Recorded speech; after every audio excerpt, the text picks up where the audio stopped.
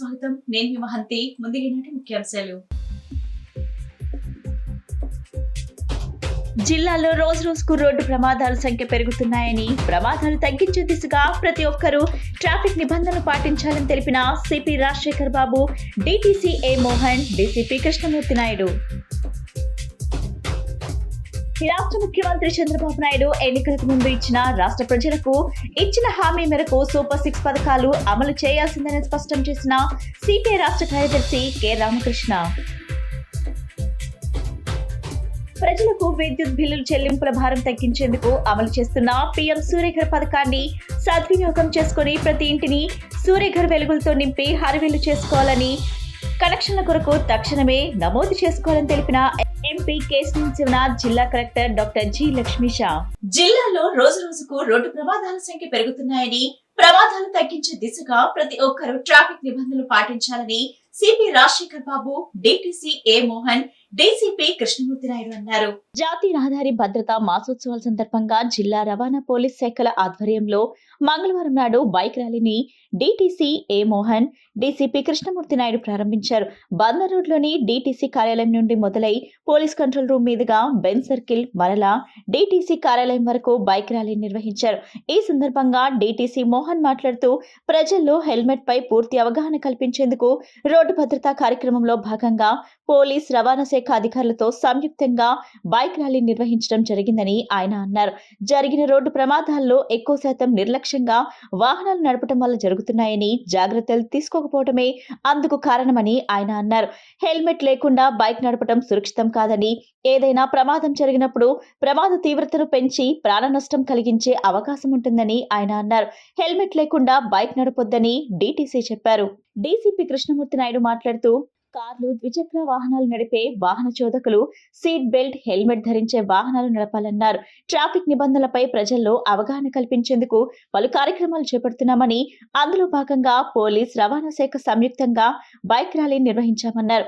Helmet వాడకంపై పూర్తి అవగాహన కలిగి బాధ్యత ఉండాలన్నారు.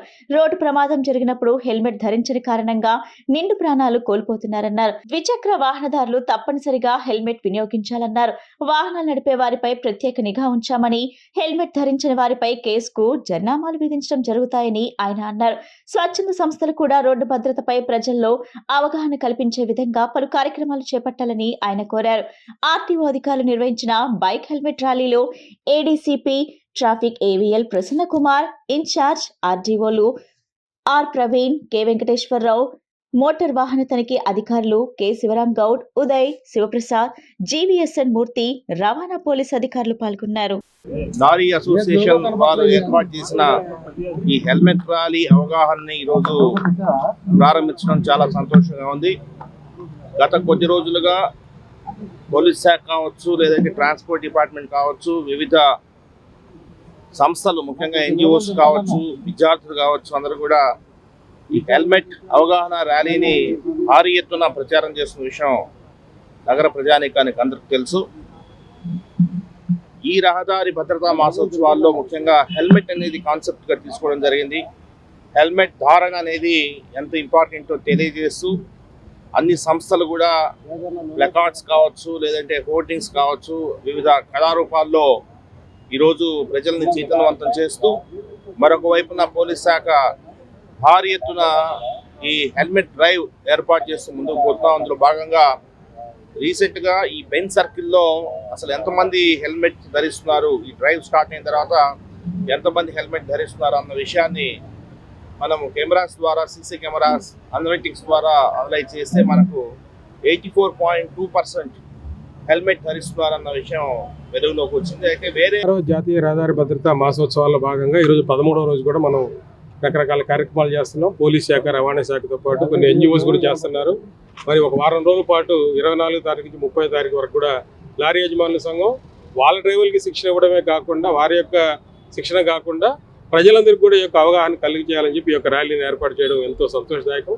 మరి వాటికి రవాణా శాఖ, పోలీస్ శాఖ కూడా అనుభవంగా వారికి మనం ఆదరిస్తున్నాం.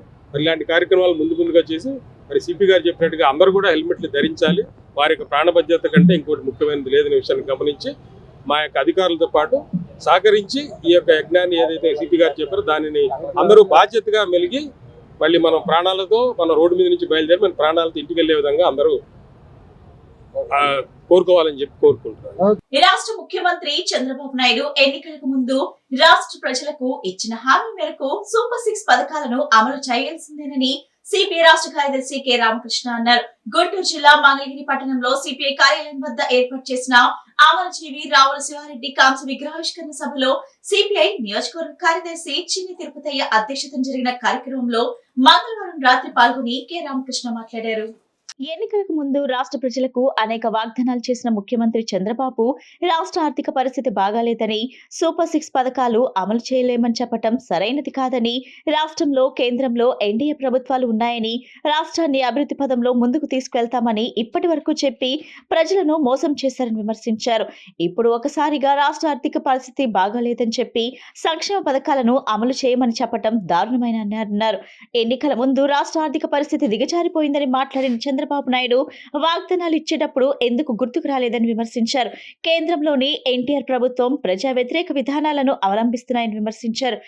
అమరావతి రాజధాని నిర్మాణానికి ప్రపంచ బ్యాంక్ నిధులు, హడ్కో రుణాలు తీసుకురావటం అని అన్నారు. మేము కూడా ఇప్పుడు అప్పులు చేస్తామంటే ఇవాళ మీరు చేస్తున్నంత అప్పులే. ఎందుకు అమరావతి రాజధాని కోసం 15,000 కోట్ల రూపాయలు వరల్డ్ బ్యాంక్తో తెచ్చారు, హడ్కోతో 11,000 కోట్ల రూపాయలు తెచ్చారు. అన్ని కూడా అప్పుల పాలు చేస్తూ ఉన్నారు. గతంలో జగన్మోహన్ రెడ్డి గారు ఏ రకంగా రాష్ట్రాన్ని అప్పుల పాలు చేశాడో ఇవాళ చంద్రబాబు నాయుడు గారు కూడా ఈ రాష్ట్రాన్ని అప్పుల పాలు చేస్తూ ఉన్నాడు. ఇది దగా తప్ప మరొకటి కానే కాదు. ఖచ్చితంగా నిలదీస్తాం. రేపు అసెంబ్లీ సమావేశాలప్పుడు ప్రజా సమస్యలపైన ఖచ్చితంగా ప్రజా పోరాటాలను కూడా ఉధృతం చేస్తాం. మంగళగిరి ప్రాంతం ఎర్ర జెండాకి ఒక బలమైన కేంద్రం.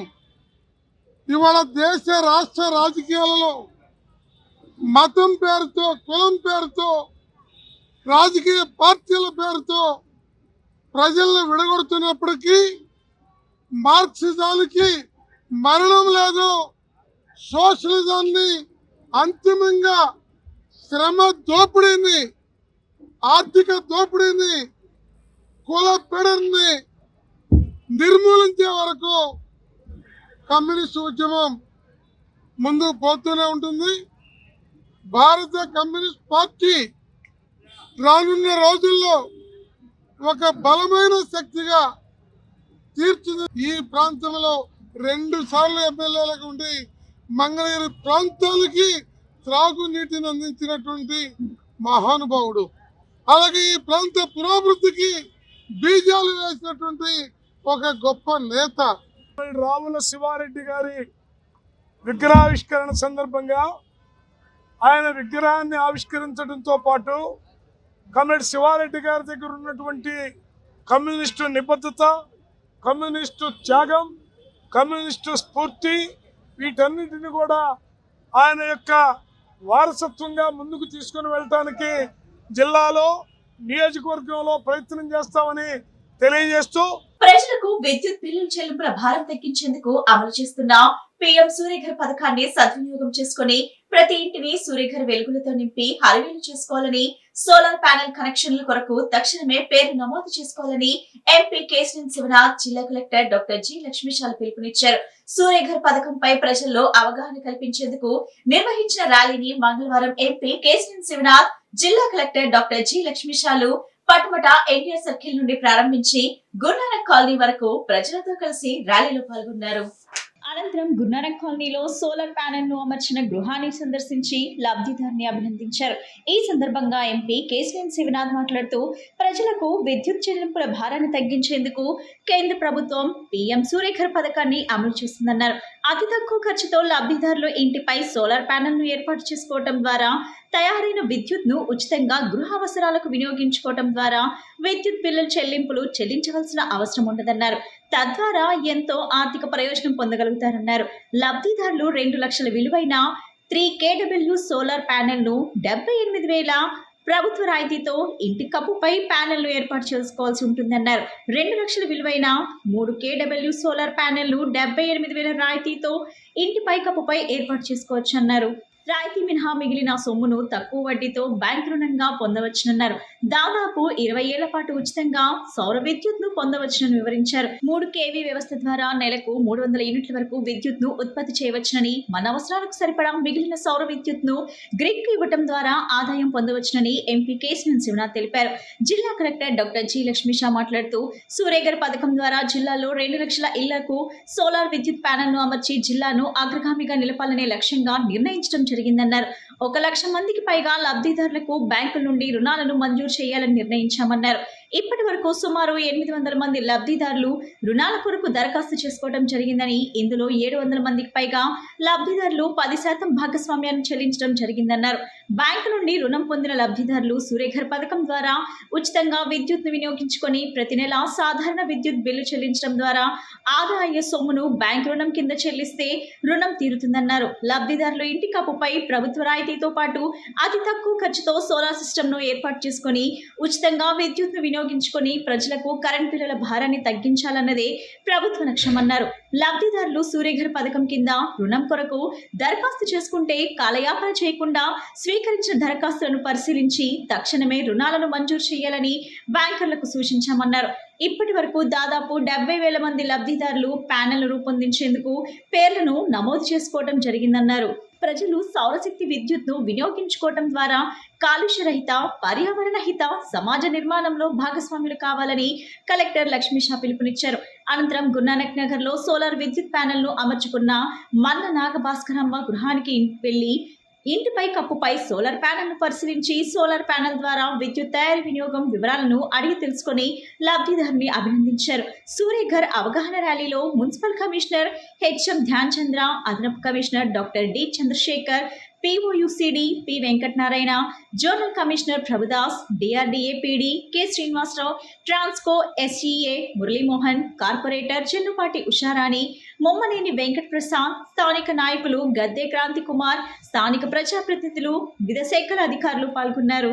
ఇవాళ హమారా ఘర్ సూర్యఘర్ నినాదంతో జిల్లా అధికారులు, రాజకీయ నాయకులు అందరం కలిసి ప్రజల్లో ఒక అవగాహన కార్యక్రమంగా ర్యాలీ చేస్తున్నాం.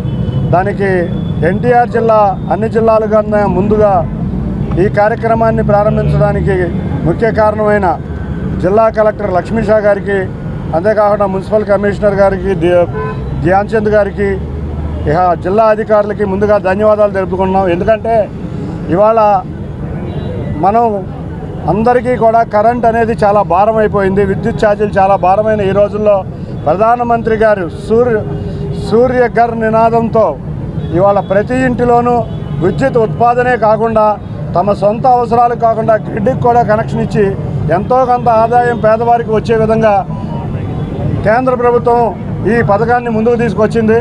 ఈ పథకాన్ని ముందుకు తీసుకొస్తే అవేర్నెస్ ప్రోగ్రాం కింద కలెక్టర్ గారు వచ్చిన కాడి నుంచి అంతకుముందు 2,000 అప్లికేషన్లు వచ్చినాయి. సూర్యఘర్ PM సూర్యఘర్ కార్యక్రమంలో భాగంగా ఈరోజు జిల్లా వ్యాప్తంగా ప్రజాప్రతినిధులు, అధికారులందరూ కలిసి ఒక అవేర్నెస్ ర్యాలీ కండక్ట్ చేస్తూ, అలాగే ఒక రిజిస్ట్రేషన్ డ్రైవ్ కండక్ట్ చేస్తూ, అలాగే బ్యాంక్ లోన్ పుషింగ్ కూడా చేస్తూ మన జిల్లాలో ప్రతి శాచురేషన్ మోడ్లో ప్రతి ఇంట్లో PM సూర్యఘర్ స్కీమ్లో ప్రతి ఒక్క ఇంటి మీద రూఫ్ టాప్ సోలార్ ప్యానల్స్ ఉండాలి, ప్రతి ఇంటికి ఫ్రీ ఎలక్ట్రిసిటీ ఇవ్వాలనే నినాదంతో ఈ కార్యక్రమం చేపడుతున్నాము. ఇది గవర్నమెంట్ ఆఫ్ ఇండియా స్కీము.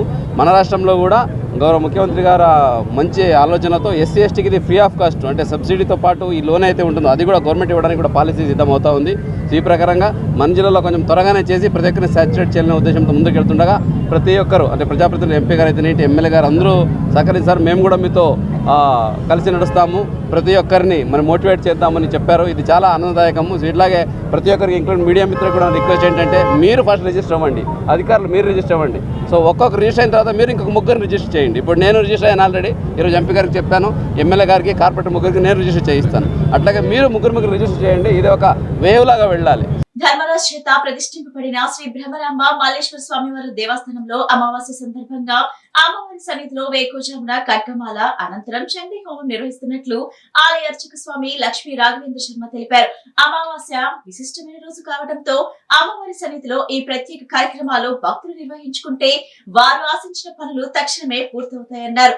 అమావాస్య రోజున భక్తులు అమ్మవారికి నిమ్మకాయల దండ సమర్పిస్తే దీర్ఘకాలంగా పరిష్కారం కాని సమస్యలు వెంటనే పరిష్కారం అవుతాయన్నారు. భక్తులు విధిగా చండీ హోమంలో పాల్గొని అమ్మవారి కృపకు పాత్రలు కావాల్సిందిగా లక్ష్మీ రాఘవేంద్ర శర్మ భక్తకోటికి విజ్ఞప్తి చేశారు.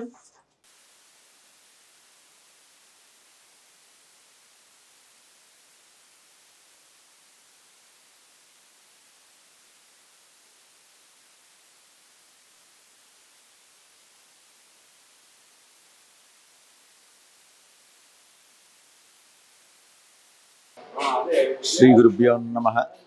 శ్రీమాత్రే నమః. శ్రీ బ్రహ్మరాంబ మల్లేశ్వర స్వామివార్ల దేవస్థానం పాత శివాలయం విజయవాడలో పవిత్ర కృష్ణా నదీ తీరాన వేయించేస్తున్నటువంటి ఈ యొక్క పాత శివాలయాన్ని పాండవులు అభివృద్ధి ధర్మరాజు గారిచే ప్రతిష్ఠించబడినది. ఆ రోజు నుంచి ఈ రోజు దాకా కూడా స్వామివారికి అలాగే బ్రహ్మరాంబ అమ్మవారికి ఎంతో విశేషమైనటువంటి అభిషేక అర్చన కార్యక్రమాలు జరుగుతూ ఉంటాయి. ముఖ్యంగా ప్రతి అమావాస్యకి బ్రహ్మరాంబ అమ్మవారికి తెల్లవారుజామున 6 గంటలకి ఖడ్గమాల అర్చన, అనంతరం అమ్మవారికి అర్చన, తర్వాత చండీ హోమం కార్యక్రమం ప్రతి నెల అమావాస్య రోజున దేవస్థాన కార్యనిర్వహణాధికారి మా ఈవో గారు నటరాజన్ షణ్ముఖం గారి ఆధ్వర్యంలో, అలాగే ధర్మకర్తల మండలి వారి చైర్మన్ గారి ఆధ్వర్యంలో, ఆలయ అర్చక స్వాముల ఆధ్వర్యంలో ప్రతి నెల కూడా అమ్మవారికి ఎంతో విశేషమైనటువంటి అమావాస్య దేనికి విశేషమయ్యా అంటే ఇటువంటి గ్రహదోషాలు ఉన్న ఇళ్లల్లో మనశ్శాంతి లేకపోవడం, కార్యసిద్ధి అనుకున్న పనులు అవ్వకుండా ఉండడం, అలాగే చదువులో వెనకబడినటువంటి వాళ్ళు, వివాహం కానటువంటి వాళ్ళు, వీళ్ళందరూ కూడా ఈ యొక్క అమావాస్య రోజున అమ్మవారికి చండీ హోమంలో పాల్గొని అమ్మవారి కృపకు పాత్రుడు కాగలని, తద్వారా వారి యొక్క సంకల్పం ఏదైతే సంకల్పించుకుని ఆ చండీ హోమంలో కూర్చుంటారో ఆ యొక్క సత్ఫలితాన్ని అమ్మవారు త్వరగా వారికి అందజేస్తారని చెప్పి ప్రతీతి. అందుకని ప్రతి నెల కూడా మన యొక్క దేవాలయంలో అమావాస్య నాడు మరియు పౌర్ణమి రోజు కూడా చండీ హోమం చేయడం మన దేవాలయంలో ఆనవాయితీగా వస్తుంది.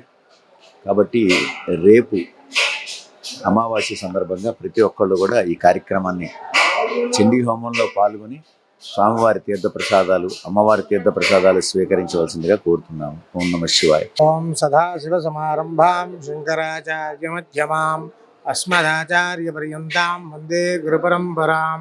ఓం శివాయ నమః. శ్రీ గంగా బ్రహ్మరాంబ మల్లేశ్వర స్వామి వారి దేవస్థానం పాత శివాలయం 1 టౌన్. రేపు అమావాస్య పర్వదినముగా చండీశ్వర స్వామివారి చండీశ్వర హోమం ప్రత్యేకంగా జరుగుతుంది. మన దేవస్థానం నందు రసీదు 1500 దేవస్థానం కౌంటర్ నందు చెల్లించి భక్తులు ఎవరైనా ఆసక్తి గలవారు ఉన్న ఈ దేవస్థానం నందు రసీదు పొంది చండీ హోమంలోని పాల్గొని అమ్మవారి కృపకు పాత్ర కాగలని కోరుతున్నాం. ప్రతి అమావాస్య నాడు చండీ హోమం ఇక్కడ చాలా విశేషంగా జరుగుతుంది. అదే విధముగా శుక్రవారం నాడు అదే విధముగా 1500 టికెట్ రసీదు, లలిత ఖడ్గమాల స్తోత్రము, ప్రతినిత్యము కూడా కుంకుమార్చన పూజ, సాయంకాలమున లలితా సహస్రనామ పారాయణం జరుగుతూ అమ్మవారి విశేషంగా ప్రతి శుక్రవారము ప్రతి అమావాస్య నాడు చండీ హోమము, ఈ విధంగా అమ్మవారికి అదే విధముగా స్వామివారికి ప్రతినిత్యము కూడా 365 రోజులు 1500 యొక్క టికెట్ రసీదు పొంది దేవస్థానం యందు తమ యొక్క గోత్రనామాలతోటి భక్తులు తమ యొక్క గోత్రనామాలతోటి విశేషంగా స్వామివారికి మహన్యాసపూర్వకంగా ఏకాదశ రుద్రాభిషేకము ఈ విధముగా దేవస్థానం యందు ప్రాతకాలము నిత్యాభిషేకంగా జరుగును. ఇదే విధముగా రేపు మార్చి 26వ తారీఖున మహాలింగోద్భకాలమున అత్యంత విశేషముగా మన యొక్క పాత శివాలయందు స్వామివారికి 12:30 లింగోద్భకాల పుణ్యకాల సమయమున స్వామివారికి మహావిశేషంగా మహన్యాసపూర్వకంగా ఏకాదశ రుద్రాభిషేకములు ఈ విధంగా దేవస్థానం యందు సదుపాయము యథావిధంగా నిర్వహించి కార్యనిర్వహణాధికారి ఈవో గారు మరియు కమిటీ సభ్యులు చైర్మన్ బొమ్మ మధు గారు ఈ విధంగా వాళ్ళు సహాయ సహకారాలతోటి భక్తులందరూ కూడా స్వామివారి కృపకు పాత్రలు కాగలరని ఈ విధంగా కోరుకుంటూ అభిషేక్ పండిట్ సాయి కృష్ణ శర్మ సభ. తపాలా శాఖను నష్టాల నుండి గట్టెక్కించేందుకు కృషి చేస్తున్నామని కేంద్ర సహాయ మంత్రి పెమ్మసాని చంద్రశేఖర్ అన్నారు. డిపార్ట్మెంట్లలో ఆదాయం తక్కువ, వ్యయం ఎక్కువగా ఉండటంతో 4,000 కోట్ల రూపాయల నష్టాల్లో తపాలా శాఖ కూరుకుపోయిందన్నారు. గ్రామ స్థాయి నుండి డాక్ సేవలపై అధికారులు, ఉద్యోగస్తుల అభిప్రాయాలు సేకరిస్తున్నామన్నారు. కేంద్ర మంత్రి పెమ్మసాని గుంటూరు జిల్లా తాడేపల్లి కుంచనపల్లి గ్రామంలో కేంద్ర సహాయ మంత్రి పెమ్మసాని చంద్రశేఖర్ పర్యటించారు. స్థానిక పోస్ట్ ఆఫీస్ ను సందర్శించారు. పోస్ట్ ఆఫీస్ లో గ్రామీణ డాక్ సేవలను పరిశీలించారు. ఈ సందర్భంగా కేంద్ర మంత్రి పెమ్మసాని మాట్లాడుతూ టెలికాం రంగంలో పోస్టల్ డిపార్ట్మెంట్ ఒక మేజర్ పార్ట్ గా ఉందన్నారు. తపాలా శాఖ 25,000 కోట్ల రూపాయల నష్టాల్లో ఉందన్నారు. డిపార్ట్మెంట్లలో ఆదాయం తక్కువ, వ్యయం ఎక్కువగా ఉందన్నారు. నష్టాల్లో నుండి లాభాల్లోకి తీసుకొని వచ్చేందుకు కృషి చేస్తున్నామన్నారు. గ్రామ స్థాయి నుండి డాక్ సేవల అధికారులు, ఉద్యోగస్తులు అభిప్రాయాలు సేకరిస్తున్నామన్నారు.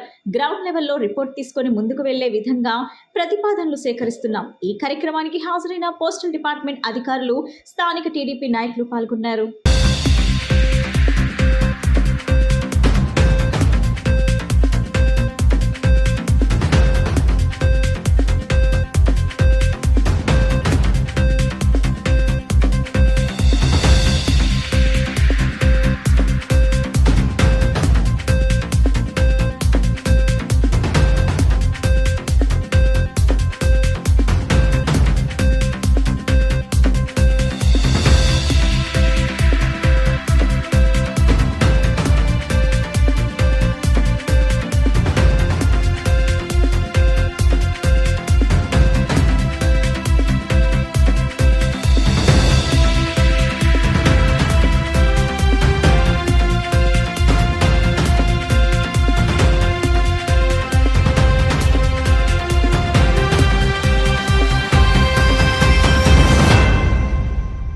నా టెలికాం డిపార్ట్మెంట్ లో డిపార్ట్మెంట్ ఆఫ్ పోస్ట్ కూడా ఒక major part. Department of post వచ్చేటప్పటికి ఆదాయం 13,000 కోట్లు, ఖర్చు వచ్చేటప్పటికి 35,000 కోట్ల పైన ఉంది. అంటే దాదాపుగా 25,000 కోట్ల రూపాయలు నష్టాల్లో ఉన్నటువంటిది డిపార్ట్మెంట్ ఆఫ్ పోస్ట్. అయితే డిపార్ట్మెంట్ ఆఫ్ పోస్ట్ లో అందరు ప్రతి గ్రామంలోనూ అన్ని డబ్బుతోటి లాభాలతోటి చూసేది కాదు పోస్ట్ అనేది. అయినప్పటికీ కూడా సాధ్యమైనంత వరకు 2,50,000 మంది GDS గ్రామీణ డాక్ సేవకులు ఉన్నారు మనకి పోస్ట్ ఆఫీస్ లో. వీళ్ళందరినీ ఎంపవర్ చేసి వీళ్ళు 4 hours వర్క్ చేస్తా ఉన్నారు. ఏ విధంగా వీటన్నిటిని కాస్ట్ సెంటర్స్ నుంచి కొంచెం ప్రాఫిట్ సెంటర్స్ గా పోస్ట్ ఆఫీసుల్ని చేయాలి అంటే ఏం చేయాలని పోస్ట్ ఆఫీసుల్లో వర్క్ చేసే వాళ్ళందరితోటి మాట్లాడి గ్రౌండ్ రియాలిటీ తెలుసుకొని ఏమేం చేయాలనే దాని మీద 2-3 పోస్ట్ ఆఫీసులు ఈ రోజు రివ్యూ చేస్తా ఉన్నాను. చాలా ఇన్పుట్ ఇచ్చారు మంగళగిరి వాళ్ళు. అదే పర్పస్ ఈరోజు. Thank you. విజయవాడ 1 టౌన్ పూజారి వారి వీధి ఆర్యవైశ్య కళ్యాణ మండపంలో శ్రీ వాసవి కనికా పరమేశ్వరి ఆత్మార్పణ వేడుకలు అత్యంత ఘనంగా కొనసాగుతున్నాయి. ఈ వేడుకల్లో భాగంగా మంగళవారం అష్టలక్ష్మి సహిత లక్ష్మీనారాయణ హోమం జరిగింది. బెంగళూరుకి చెందిన గుప్తా ఆధ్వర్యంలో శ్రీ వాసవి పురాణ కాలక్షేపం నిర్వహించారు. దేశ చరిత్రలో తొలిసారిగా 5 రోజుల పాటు ఈ వేడుకలు నిర్వహిస్తున్నట్లు నిర్వాహకుడు నరసింహారావు తెలిపారు.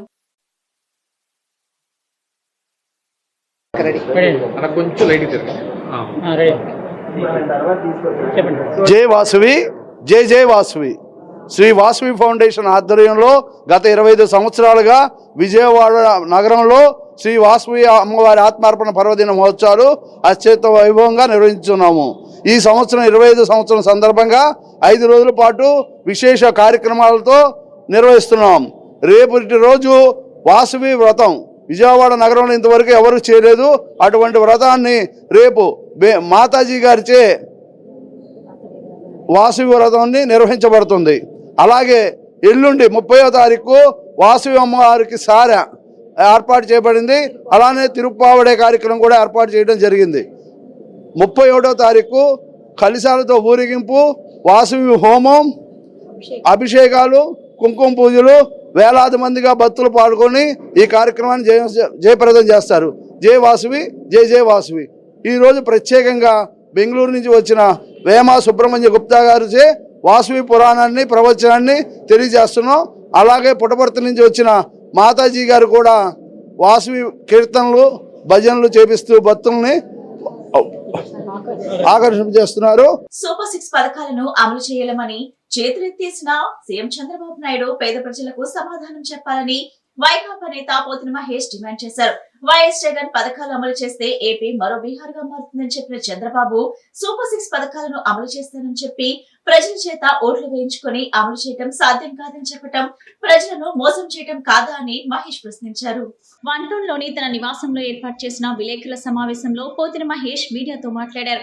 ఎన్నికలకు ముందు సూపర్ 6 పథకాలు అమలు చేయిస్తానని చెప్పిన డిప్యూటీ సీఎం పవన్ కళ్యాణ్ ఇప్పుడు మాట్లాడాలన్నారు. బాబు పవన్ కళ్యాణ్ ఇచ్చిన వాగ్దానాలను ఎందుకు అమలు చేయడం లేదన్నారు. తెలంగాణ సీఎం దావోస్ వెళ్లి కోట్లాది రూపాయల పెట్టుబడులను తెలంగాణలో పెట్టేందుకు ఎంఓయూలు కుదుర్చుకుంటే ఏపీ సీఎం ఎన్ని కోట్లు పెట్టుబడి ఆంధ్రాకు తెచ్చారో చెప్పాలన్నారు. చంద్రబాబు నాయుడు గారి సారథ్యంలో కూటమి పాలన సూపర్ 6 పథకాలు అమలు చెయ్యలేమని, నేను సంపద సృష్టించలేనని, నేను పేద సామాన్య వర్గాలకి ఇచ్చినటువంటి హామీలని అమలు చెయ్యలేనని చంద్రబాబు నాయుడు గారు నిన్న చేతులెత్తేశారు. ఇది పేద సామాన్య వర్గాల్ని మీరు మోసం చేయడం కాదా అని చంద్రబాబు గారిని ఒక్కళ్ళనే కాదు, పవన్ కళ్యాణ్ గారిని కూడా సూటిగా ప్రశ్నిస్తూ ఉన్నాం.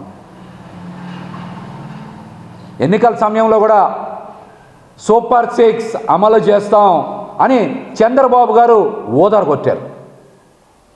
40 సంవత్సరాల అనుభవం ఉంది, నేను అద్భుతంగా పాలన చేస్తా జగన్ గారికి మించి అని ఇష్టానుసారం మాట్లాడారు.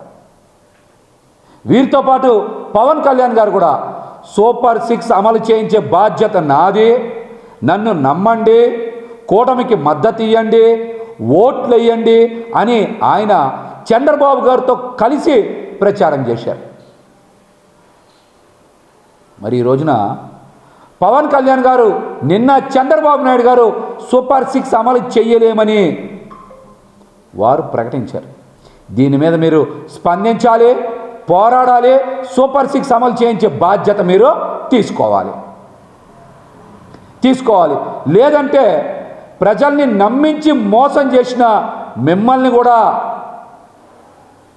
ఊరుకోరని కూడా ఈ సందర్భంగా హెచ్చరిస్తూ, చంద్రబాబు గారి పాలన అంతా కూడా సంక్షేమ పథకాల్లో కోత, పన్నుల మోత. సూపర్ 6 అమలు లేదు, ఇంకో పక్క మాత్రం పన్నుల మోత మోగిస్తూ ఉన్నారు. అధికార కూటమిలోని పార్టీలోకి వైసీపీ నుంచి వలస జోరు ఏమాత్రం తగ్గటం లేదు. ముఖ్యంగా వైసీపీలో అగ్రనేతలకు చెందిన నియోజకవర్గాల్లోని కీలక నేతలు, వారి ప్రధాన అనుచరులు పార్టీలు మారుతున్నారు. దాదాపు 38 మంది వైసీపీ నాయకులు, వారి ప్రధాన అనుచరులు జనసేన పార్టీలో చేరారు. మంగళగిరిలోని జనసేన పార్టీ కార్యాలయంలో ఆ పార్టీ ప్రధాన కార్యదర్శి నాగబాబు సమక్షంలో వారంతా కండువలు కప్పుకున్నారు. వీరంతా ఉమ్మడి చిత్తూరు జిల్లాలోని పొంగనూరు, చంద్రగిరి, పీలేరుతో పాటు ఉమ్మడి కృష్ణా జిల్లాలోని నందిగామ నియోజకవర్గాలకు చెందిన వారు. గతంలో వైసీపీలో వీరు కీలకంగా వ్యవహరించినట్లు సమాచారం. పొంగనూరు అంటేనే పెద్దిరెడ్డి రామచంద్రారెడ్డి, చంద్రగిరి అంటేనే చెవిరెడ్డి భాస్కర్ రెడ్డి. వీరిద్దరూ గత వైసీపీ ప్రభుత్వంలో అత్యంత కీలకంగా వ్యవహరించిన సంగతి అందరికీ తెలిసిందే. అయితే కూటమి ప్రభుత్వం కొలువితీరి ఏడాది కూడా పూర్తి చేసుకోలేదు. అంతలోనే వైసీపీలోని పలువురు అగ్రనేతలు ఆ పార్టీకి వరుసగా గుడ్ బై చెప్పేస్తున్నారు. తాజాగా వైసీపీలో 2వ స్థానంలో, అంటే ఆ పార్టీ అధినేత వైఎస్ జగన్ తర్వాత స్థానంలో ఉన్న విజయసాయి రెడ్డి సైతం ఆ పార్టీకే కాదు, తన రాజకీయ జీవితానికి సైతం గుడ్ బై చెప్పేశారు. ఇక 2024 సార్వత్రిక అసెంబ్లీ ఎన్నికలకు ముందు పలువురు ఎమ్మెల్యేలు, ఎంపీలు వైసీపీని వీడారు. అలాగే ఎన్నికల్లో కూటమిలోని పార్టీలకు ఓటర్ పట్టం కట్టాడు. దీంతో చంద్రబాబు సారథ్యంలోని కూటమి ప్రభుత్వం కొలువు తీరింది. దాంతో వైసీపీ నుంచి ఆ పార్టీ నేతలు వరుసగా రాజీనామాలు చేసి బయటకు వస్తున్నారు. జనసేన పార్టీలో చేరబోతున్న మీ అందరికీ హృదయపూర్వక స్వాగతం. పీలేరు లీడర్స్ గోపి గారు, అజయ్, రాము గారు, అలాగే పొంగనూరు లీడర్స్ సోమశేఖర్, శివకుమార్, పవన్ కుమార్ గారు, చంద్రగిరి లీడర్స్ చంద్రమౌళి, హుసేన్ బాషా, సాయి కుమార్, శేషాద్రి, శశికుమార్, సునీల్, కిషోర్, ప్రసాద్, సుబ్రహ్మణ్యం, రవికుమార్, అలాగే నందిగామ లీడర్స్ బొమ్మిశెట్టి దుర్గాదేవి గారు, బొమ్మిశెట్టి భాస్కర్, మాధవరెడ్డి, షేక్ సైబుద్దీన్, కోలా నాగరాజు, దేవిరెడ్డి శ్రీనివాసరావు, బండారుపల్లి సత్యనారాయణ, చెన్నమల మధు, షేక్ శ్రీనివాసరావు, రామరెడ్డి వెంకటేశ్వరరావు, చెన్నా వెంకటేశ్వర్లు, లక్ష్మీకాంత్, శ్రీనివాసరావు, బొమ్మిశెట్టి భాస్కర్రావు, పగడాల రాధాకృష్ణ, పణికుమార్, హనుమంతరావు, రఘుబాబు, వెంకట్రావు గారు, వీరబాబు, శ్రీనివాసరావు, కాసయ్య, మీ అందరికీ జనసేనలోకి హృదయపూర్వక స్వాగతం. మీరందరూ మీ నేపథ్యం, మీరు ఏ పార్టీ నుంచి వచ్చారో, లేకపోతే అసలు ఏ పార్టీ లేకుండా ఫస్ట్ టైం చేరుతున్నారా, ఎన్నిటి మీద నేను మాట్లాడదలుచుకోలేదు. ఖచ్చితంగా జనసేన పార్టీ అంటే ఒక ఖచ్చితమైన డిసిప్లిన్ ఉంటుంది. మా అందరి ఫస్ట్ ఏజెండా ప్రజల వెల్ఫేరు, ప్రజల బాగోగులు చూడటం. ఇది మాకు మా నాయకుడు శ్రీ పవన్ కళ్యాణ్ గారు చాలా గట్టిగా నేర్పించినటువంటి పాఠం. లేకపోతే ఆయన ఆశయాలు మా మీద బాగా పనిచేసి ఇలా చేశారు. వారి అడుగుజాడలను మేము అందరూ నడుస్తున్నాం. విజయవాడ గవర్నమెంట్ హాస్పిటల్ జూనియర్ డాక్టర్ల సమ్మెబాట పట్టారు. విదేశాల్లో విద్యను అభ్యసించిన తమకు పిఆర్ సర్టిఫికేట్ ఇవ్వాలని, తమకు న్యాయం జరిగేలా చూడాలని ఆంధ్రప్రదేశ్ రాష్ట్ర ప్రభుత్వాన్ని ఏపీ మెడికల్ కౌన్సిల్ బోర్డును కోరారు. విజయవాడ నగరంలోని సర్వజన ప్రభుత్వ ఆసుపత్రి నందు జూనియర్ డాక్టర్లు సమ్మె నిర్వహించారు. వీరికి ఏఎస్ఎఫ్ మద్దతు తెలిపింది. ఈ సందర్భంగా జూనియర్ డాక్టర్లు మాట్లాడుతూ ఆంధ్రప్రదేశ్ రాష్ట్రంలో ₹1,00,000 వెచ్చించి విద్యను అభ్యసించలేక విదేశాల్లో తాము విద్యను పూర్తి చేసుకుని వచ్చామని, తమను గుర్తించి medical council board PR certificate ను ఇవ్వవలసి ఉండి ఇవ్వకపోవడంతో తాము సమ్మెబాట పట్టినట్లు తెలిపారు. అనంతరం ఏఎస్ఎఫ్ రాష్ట్ర ఉపాధ్యక్షులు సాయి కుమార్ మాట్లాడుతూ అన్ని రాష్ట్రాల్లో ఏపీ మెడికల్ కౌన్సిల్ బోర్డు వెంటనే పిఆర్ సర్టిఫికేట్ ను జారీ చేస్తున్నప్పటికీ అందుకు భిన్నంగా ఆంధ్రప్రదేశ్ రాష్ట్రంలో medical council board PR certificate ను ఇవ్వకుండా విద్యార్థులకు అన్యాయం చేస్తుందని అన్నారు. వారికి ఏఎస్ఎఫ్ అండగా ఉంటుందని, న్యాయం జరిగే వరకు పోరాటం చేస్తామని తెలిపారు. ఇదే ప్రభుత్వం గతంలో విదేశీ విద్యా పథకం కింద విద్యార్థులకు పిఆర్ సర్టిఫికేట్ ను ఏ విధంగా అందించిందో ఇప్పుడు కూడా పిఆర్ సర్టిఫికేట్ ను అందించి న్యాయం చేయాలని డిమాండ్ చేశారు.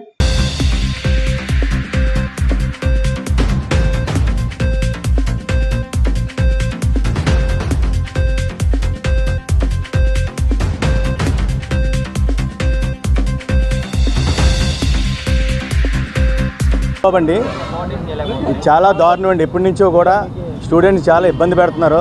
అన్ని రాష్ట్రాలు కూడా వాళ్ళకి పిఆర్ ఇచ్చారు. మన ఒక్క ఏపీలోని తప్ప వీళ్ళకి చాలా ఇబ్బంది పెట్టి 1 year అలాట్మెంట్ లెటర్ కూడా ఇచ్చారు. వాళ్ళు ఇచ్చిన ప్రకారంగా కూడా అన్నీ చేసుకుని వచ్చారు. ఏ నాయకుల దగ్గరికి వెళ్ళినా సరే వాళ్ళకి స్పందించడం లేదు. ఇక్కడికి ఎన్నోసార్లు వచ్చారు. వీళ్ళని చూస్తుంటే మాకు పేరెంట్స్గా చాలా బాధ కలుగుతుందండి. వాళ్ళు చాలా ఇబ్బంది పడుతున్నారు, కానీ ఎవరు అర్థం చేసుకోవట్లేదు. ఇది ఇలాగే ఉంటే మాత్రం పరిస్థితి చాలా తీవ్రంగా ఉంటుంది. అందులో ఏమాత్రం డౌట్ లేదు. 1 year certificate 1 year internship elect చేశారండి. ఇక్కడ నుంచి చేసిన తర్వాత వీళ్ళని 1 year చేసి వచ్చిన తర్వాత పర్మనెంట్ రిజిస్ట్రేషన్ ఇవ్వమంటే పర్మనెంట్ రిజిస్ట్రేషన్ ఇవ్వట్లేదు. 8 నెలల నుంచి తిప్పించుకుంటున్నారు. మొత్తం పిల్లలందరినీ కూడా చాలా విపరీతమైన బాధ పెడుతున్నాడు ఆయన. ప్రభుత్వం అంతా కూడా రేపు ఏదన్నా పిల్లలు ఏదన్నా చేసుకున్నారంటే దానికి బాధ్యత రిజిస్టర్ రమేష్ గారు, హెల్త్ మినిస్టర్ యాదవ్ గారు వాళ్ళే బాధ్యత వహించవలసి ఉంటుంది. పిల్లల్ని ప్రత్యేకమైన ప్రోత్సాహాలు ఇస్తున్నారు. అదేవిధంగా ఈ రాష్ట్ర ప్రభుత్వం మనకు గేమ్స్ అంటే ఎప్పుడు డబ్బులు కొరత ఉండేది. అటువంటిది మాకు ఇక్కడ ఇంటర్న్షిప్ చేయడానికి ఒక సర్టిఫికేట్ ఇస్తుంది. దాంతో మేము ఇక్కడ ఇంటర్న్షిప్ చేస్తాము. ఓకేనా. అయితే ఈ మధ్య కోవిడ్ అని చెప్పేసి, యుక్రెయిన్ వార్ అని చెప్పేసి సంథింగ్ గైడ్లైన్స్ వచ్చేసి ఎన్ఎంసీ ఒక స్పెసిఫిక్ గైడ్లైన్స్ ఇచ్చింది. ఆ గైడ్లైన్స్ ప్రకారంగా ఆన్లైన్ మామూలుగా ఎవరైతే లాస్ట్ ఫైనల్ ఇయర్ ఆన్లైన్ చేస్తారు, సంథింగ్ అట్లా కంపెన్సేషన్ చేశారు అన్న వాళ్ళకి మొత్తం అందరికీ 1 year ఇచ్చేసేయండి. ఒకవేళ ఎవరైనా ఇష్యూ డ్యూ ఉంది లేదా ఏమైనా ప్రాబ్లం ఉంది అనుకుంటే వాళ్ళకి ఒక 2 years ఇవ్వండి అని ఒక సెట్ ఆఫ్ గైడ్లైన్స్ ఇచ్చింది. ఇక్కడ ఏపీఎంసీలో ఏంటంటే అసలు ఆ గైడ్లైన్స్ అనేది అసలు ఫాలో అవ్వట్లేదు. సంథింగ్ అసలు ఏ గైడ్లైన్స్ ఫాలో అవుతున్నారు, మాకు అసలు 3 years ఇంటర్న్షిప్ ఏ గైడ్లైన్స్తో ద్వారా ఇస్తున్నారు అని చెప్తే అసలు నో రెస్పాన్స్. అడిగితే మేము ఒకసారి ఎన్ఎంసీకి వెళ్ళి తేల్చుకుంటామని చెప్తున్నారు. బీయింగ్ ఏ రిజిస్టర్ అంత పొజిషన్లో ఉండి, ఇంతమందికి రిజిస్టర్ చేయాల్సిన పొజిషన్లో ఉండి నాకు గైడ్లైన్స్ తెలియదు, నేను ఎన్ఎంసీ వాళ్ళతో మాట్లాడతాను అని 8 months నుంచి చెప్తున్నాడు. అంటే ఎంత దారుణం అండి ఇది. సాయి కుమార్, ఏఐఎస్ఎఫ్ రాష్ట్ర ఉపాధ్యక్షులు. ఈరోజు ఆంధ్ర రాష్ట్రంలో ఉన్నటువంటి వైద్య విద్యార్థులందరూ కూడా వాళ్ళు మన రాష్ట్రంలో వారికి నీట్లో క్వాలిఫై అయినప్పటికీ సీట్లు అవకాశాలు పొందలేని సందర్భంలో వాళ్ళు ఇక్కడ మన ఆంధ్ర రాష్ట్రంలో వైద్య విద్యను అభ్యసించాలంటే కొన్ని లక్షలు కాదు కదా, కోట్లు వెచ్చించి ఖర్చు పెట్టి ఇక్కడ వైద్య విద్యను అభ్యసించాల్సినటువంటి విద్యార్థులు వాళ్ళ యొక్క ఇంట్లో పరిస్థితులు బాగోలేకుండా వేరే దేశాలకు వెళితే తక్కువ ఖర్చుతో వాళ్ళు విద్యను అభ్యసించవచ్చు, మనం కూడా డాక్టరేట్ పొందొచ్చు అని చెప్పి అలాంటి విద్యార్థులందరూ కూడా విదేశాలకు వెళ్ళి వాళ్ళ వైద్య విద్యను పూర్తి చేసుకున్నారు. అదేవిధంగా ఆల్ ఇండియా మెడికల్ కౌన్సిల్ ఏదైతే మీరు విదేశాలకు వెళ్ళి విద్యను పూర్తి చేసుకున్నారో వాళ్ళందరూ కూడా ఇక్కడికి రాగానే పిఆర్ ఇవ్వాలంటే ఇక్కడ ఆల్ ఇండియా మెడికల్ కౌన్సిల్ ఇక్కడ ఎగ్జామ్ పెడుతుంది. ఆ పరీక్షలో కూడా వాళ్ళేమో ఉత్తీర్ణత అయ్యారు. అయినప్పటికీ మన ఆంధ్ర రాష్ట్రంలో ఉన్నటువంటి మెడికల్ కౌన్సిల్ బోర్డు ఏమో మీకు పిఆర్ ఇవ్వనంటది.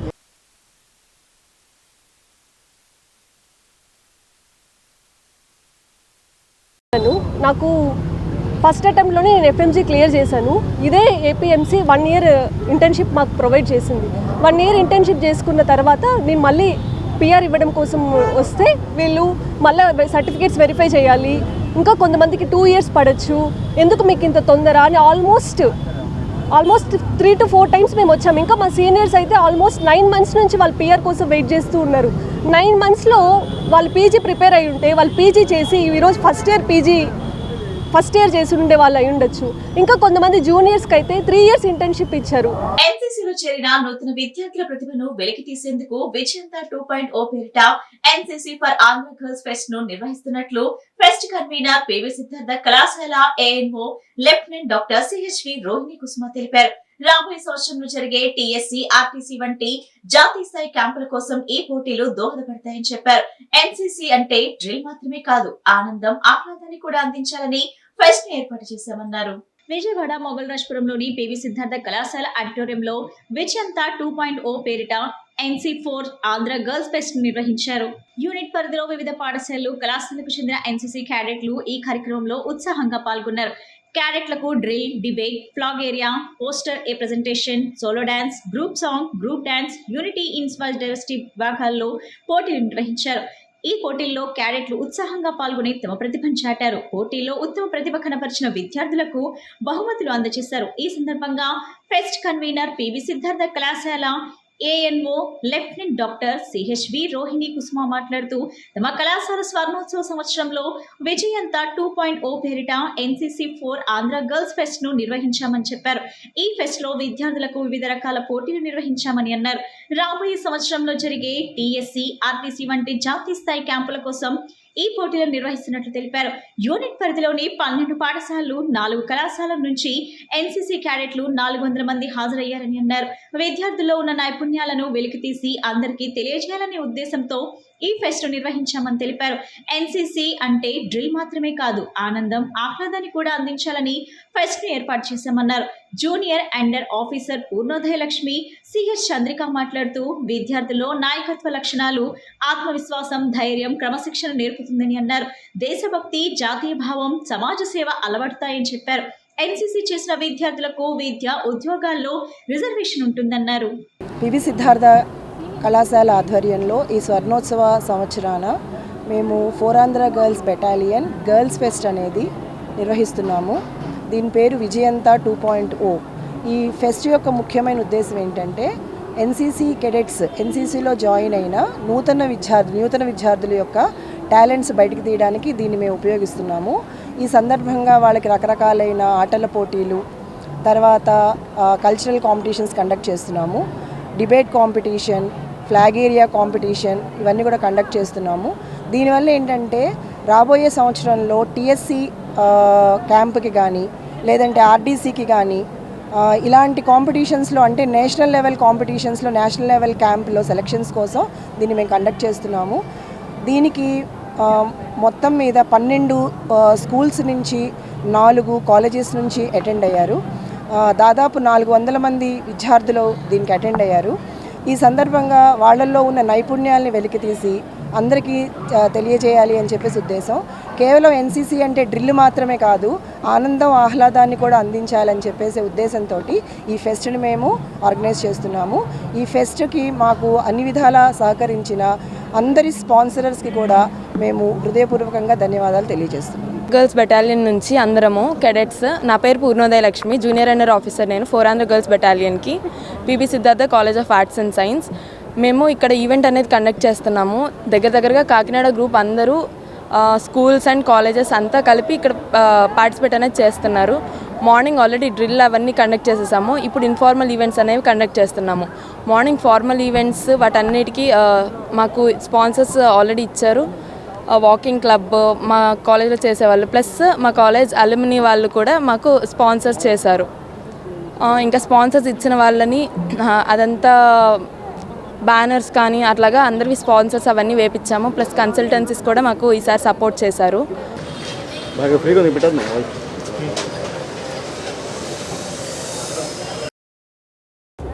లీడర్షిప్ క్వాలిటీస్ అండ్ మనకి లేడీస్ అనగానే ప్రతిసారి కొంచెం దేనికైనా టెన్షన్ ఇట్లా, బట్ ఎన్సీసీ అనేది ఏంటంటే చాలా స్ట్రాంగ్గా నుంచోడానికి ఉపయోగపడుతుంది. ఎన్సీసీ అనేది దీంట్లో చాలా క్యాంప్స్ ఉంటాయి. మనం చేసే కొద్దీ ప్రతిదీ ఎంత ఎదగాలి, ఎంత ఎదిగినా ఒదిగి ఉండాలి అనేది ముందు మనకు తెలుస్తుంది ఎన్సీసీలో. అండ్ నవేడేస్ ఏంటంటే అందరూ పిల్లలు అనేది పెద్దవాళ్ళకి రెస్పెక్ట్ అనేది ఉండదు, బట్ ఎన్సీసీలో అన్నీ నేర్పిస్తారు, అన్నీ ఉంటాయి. సీనియర్స్, టీచర్స్ అందరూ మనకి హెల్ప్ చేస్తారు, అన్నీ ఉంటాయి అన్నమాట ఎన్సీసీలో. ఎన్సీసీ అనేది స్పోర్టివ్నెస్ అన్నీ మనం యూజ్ అవుతుంది ప్రతిదానికి. వార్తలు ముగించే ముందు ముఖ్యాంశాలు మరోసారి.